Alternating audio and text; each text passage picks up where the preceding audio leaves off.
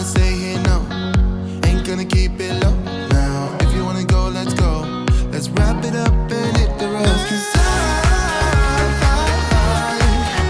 wanna drive through the summer night. And when we keep on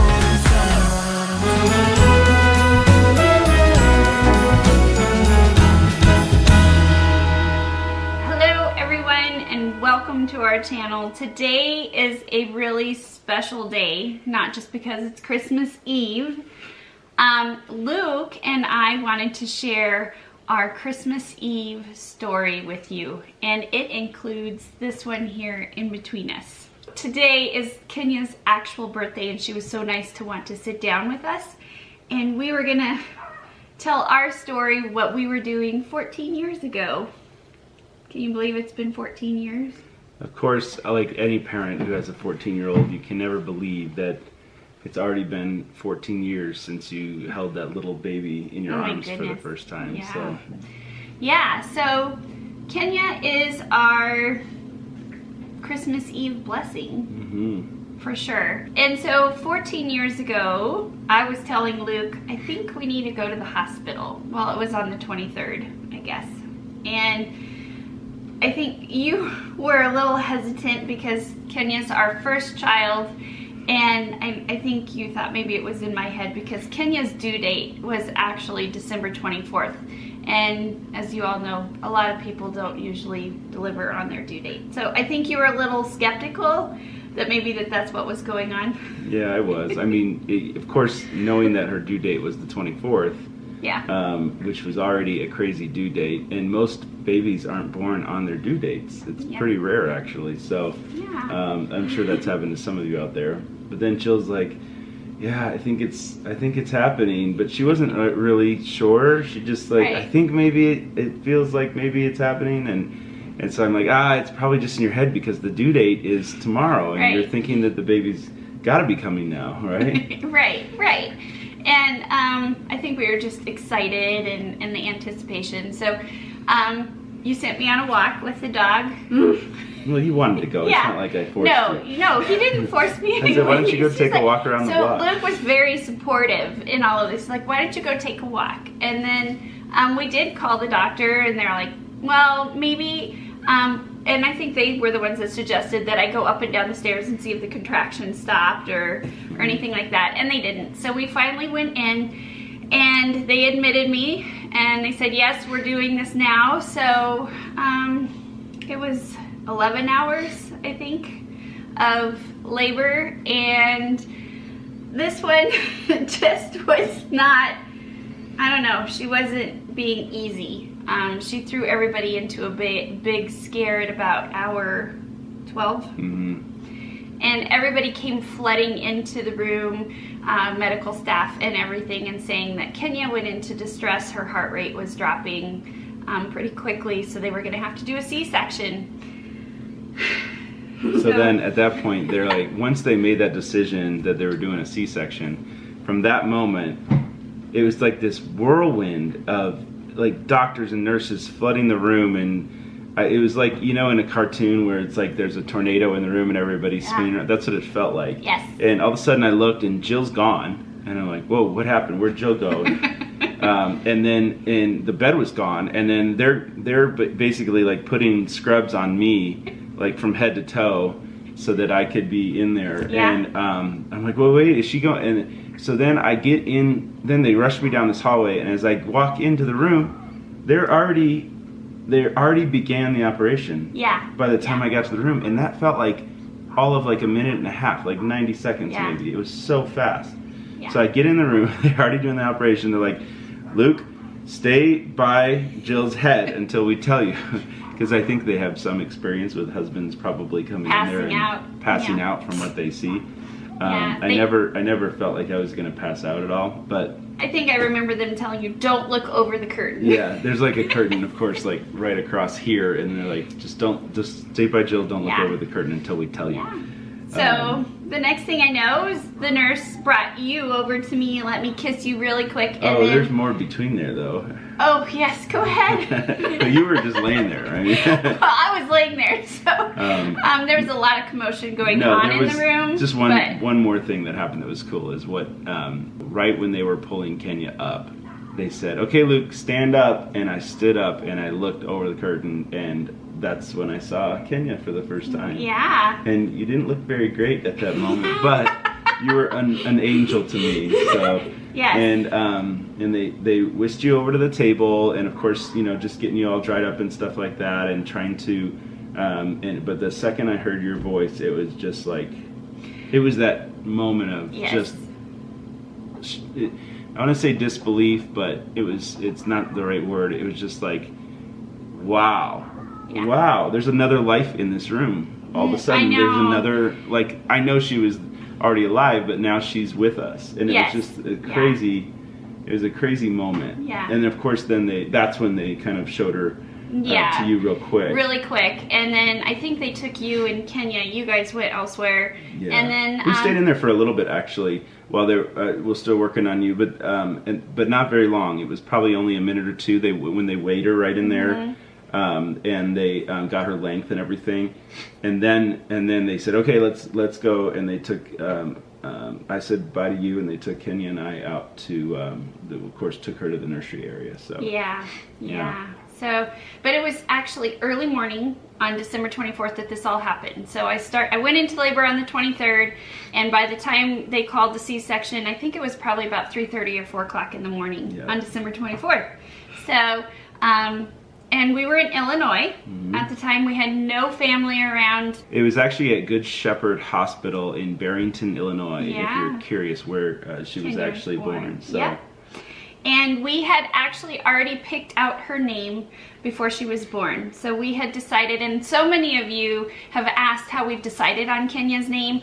And it was chosen when we found out we were having a girl. And it is because Luke's family, Luke's grandmother and grandfather opened an orphanage in Nairobi, Kenya. And that's called King's Kids Village. Yeah, my grandparents on my mom's side, so my mom's parents were missionaries in Africa most of their life.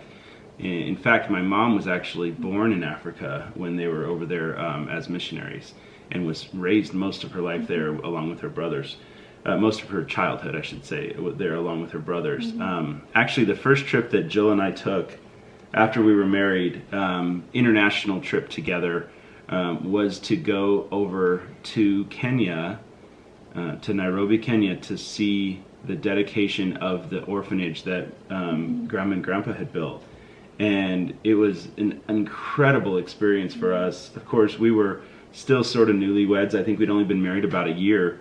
Yep. And we stayed at one of the orphanages over there that we have connections with for a week, and then we went down to the Masai Mara game park and did a safari together. And it was we actually went with my parents, and then we met up with Uncle Steve and Aunt Bo there too, and it was just an incredible 3-week trip for us. You know, such a remarkable thing to do early on in your marriage. And so we really felt a connection to the country of Kenya when we went there, beyond what all we had experienced through my family. Of course, my sister by that time had even already married a man from Kenya, solo. So we had such a connection to that country and to that place.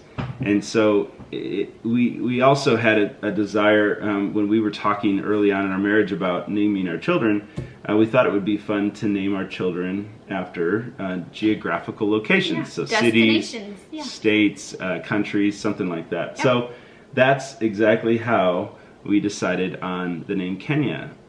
We also wanted names that were unique but not difficult to spell or say. Yes. And for the most part, people don't mess up your name, right? Do you like your name? Yes, I love mine. Okay. It's such a unique name. There was a couple other ones in the mix. Like Ireland? There was Ireland because my grandmother is Irish. Mm-hmm. And then we had actually talked about maybe London as well.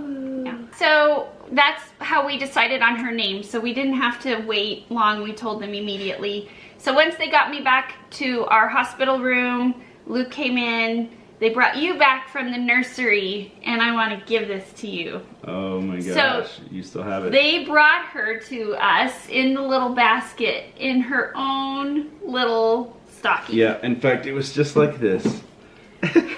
This is exactly how we saw Kenya in our room for the first time at the hospital. Yeah. I didn't know you still had this. Of course you do. Of course I do. But I just haven't seen it. I haven't seen it since then, so yeah. that's awesome. So that is our Christmas Eve baby. Now, Kenya being born on Christmas Eve, I will tell you, I have tried very hard through every year that we do not mix the two together. She gets her own day. We have the house today decorated in happy birthdays every year, and we've done a lot of fun parties. Although, you know, when in the story in the Bible, when the wise men brought the gifts to Jesus in the manger, right? Yeah. You know that when you know what they told Mary when they did that? They said, "Now, Mary, just so you understand, these gifts are for both Christmas and birthday." Good old dad.